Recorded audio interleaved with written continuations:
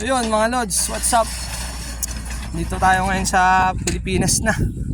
Matagal tayong nawala sa sa larangan ng pagbibideo sa YouTube, no?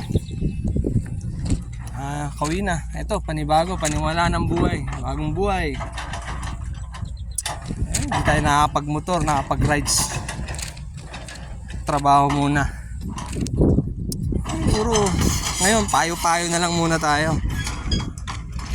Sa mga dyan, halimbawa, may mga asawa dyan, kahit sa may mga girlfriend, may kasindahan, may mag-boyfriend.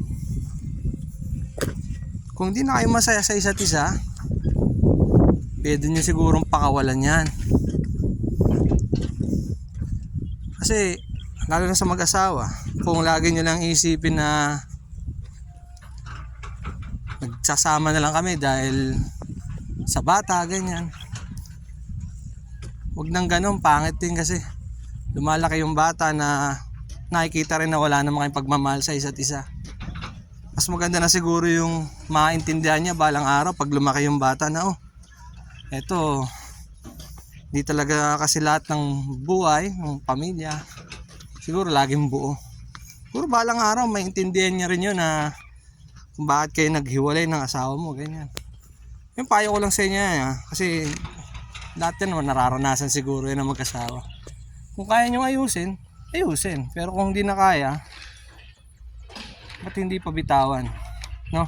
Nasa huli yung pagsisisi. Kasi marami pa namang maraming opportunity. Maraming nasasayang kasi na bagay, no? Maraming oras.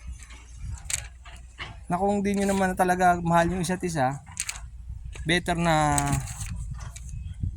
hiwalay mo na. Maghiwalay na lang kayo. So yun na lang muna lods, no?